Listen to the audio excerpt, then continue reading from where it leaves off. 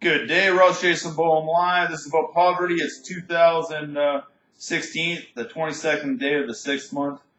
Well, poverty again. Concentration camp. Why it's like a concentration camp? The government forces us to work for minimum wage or under 26 bucks an hour for a person to live, and it's inadequate to live by forcing us to work for less than what it needs to live in society. 26 bucks an hour or 30 bucks an hour. Minimum wage doesn't count it. So it's like a concentration camp because rents and mortgages are so high and you don't have enough money for a down payment, so you can't buy a house. So you're a slave for your landlord and your boss at the same time because you never own anything, and you're throwing all that money away. It's not a benefit to work then. It's a concentration camp then. Work camp. They're forcing you to work for $10.55 an hour and you don't have enough money to feed yourself, let alone your girlfriend and a child or anything else. So you're causing a problem on the genocide of no children being born because nobody can afford to have a family as well. So you're denying human right violations again of families, children, procreation, adequate health by having the proper nutrition in the food by a dietitian, 3 meals a day, human rights just like in jail, TVs, entertainment, a bed to sleep in, not sleeping on the floor or on a sofa, and having nothing in a house, and moving from place to place as you're segregated where you can afford to live. That's right, segregation. Poverty can only afford to live where it's adequate. 400 bucks a month is about what anybody under 26 bucks an hour can afford. $2.6 million or $4 million in Vancouver for a one-bedroom little hobbit hole, which is a small lot as well. You can't even put a decent-sized house on it, and have 1,500 square foot for your main floor. Like the Comox Valley I'll use, for example, Victoria or Nanaimo, Saskatoon, Calgary, or outskirts like Surrey, Abbotsford, Chilliwack, and Cultus Lake, and anywhere else in this country. Pathetic. Adequate lifestyle. People need more than a $75 raise if they're on disability or even on social services because they have to have the proper foods and nutrition to be healthy and fit to get to work again. Not discriminating because you think everybody's a drug addict on social services when they're not, or an alcoholic. And they need the adequate training to keep going so they can afford to live in society as well. Just like jail, they get free education while they're in there, 3-4 meals a day plus, exercise, entertainments, and that's what should be on the outside.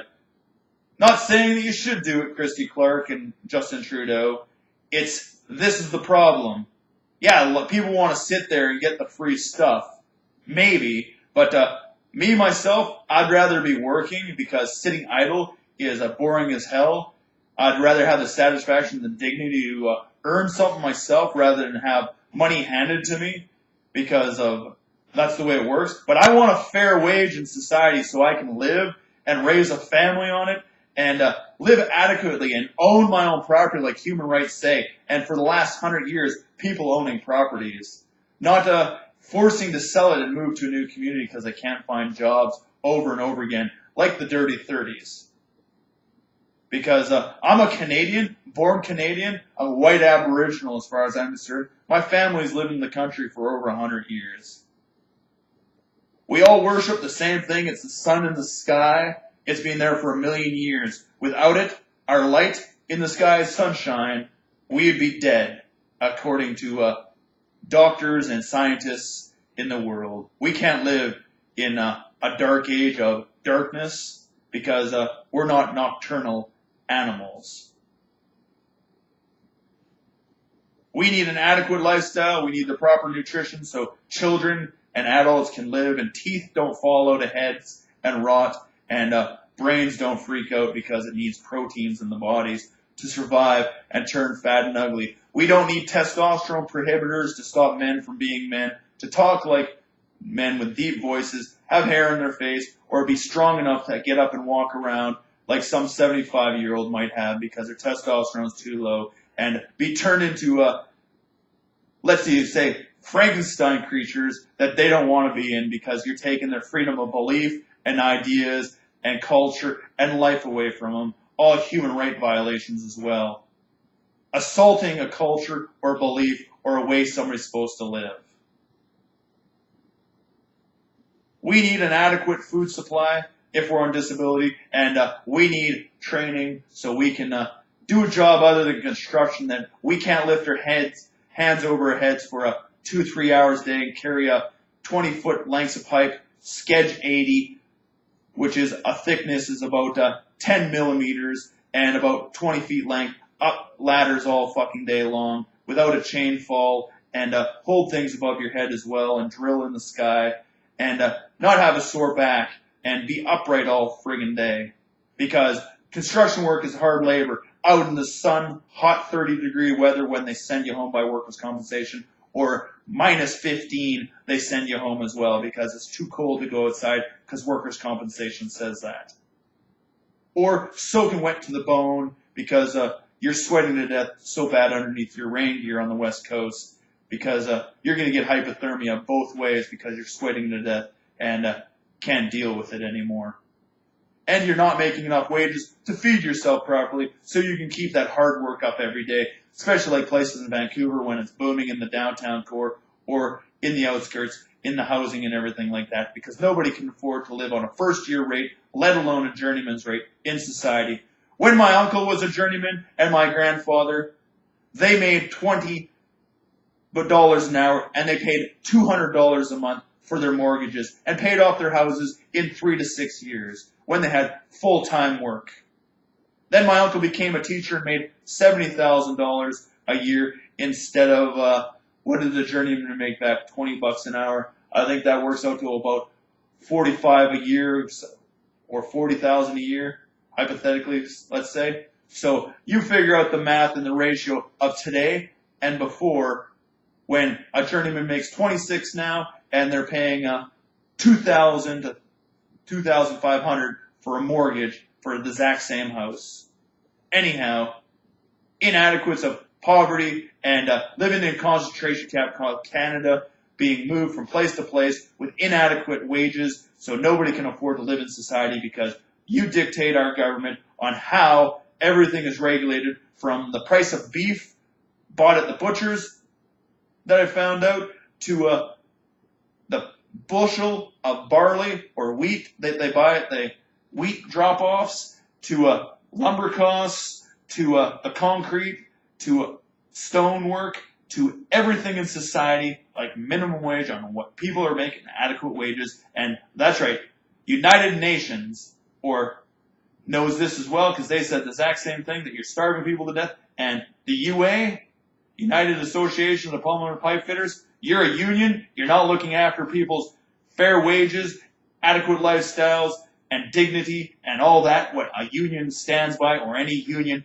for fair wages, or even the general contractors of general labor as well. That goes for teachers' unions, nurses' unions, and doctors' unions, and so forth.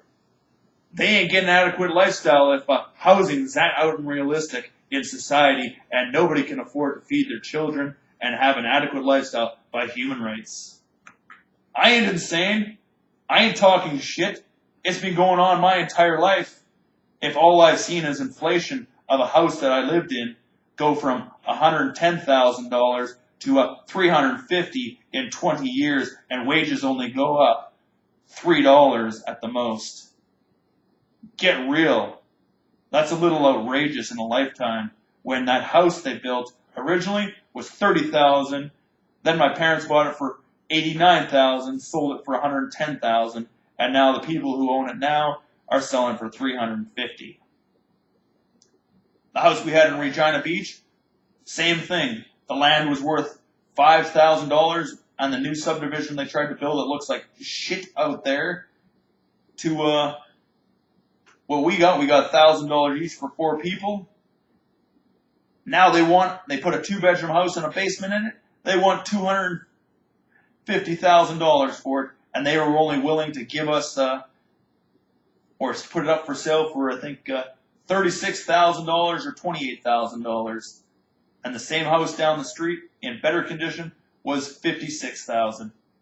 In less than 2 years, in the middle of an arid desert with no underground plumbing as far as I know, sewerage, electrical lines, asphalt, sidewalks, and no rec center, no food store, and everything like that. Just because it's a provincial park or recreational area, they call it, in part of it.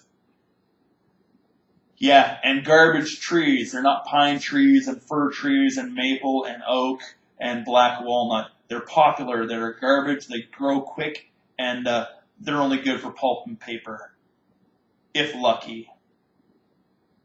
Anyhow, have a good day.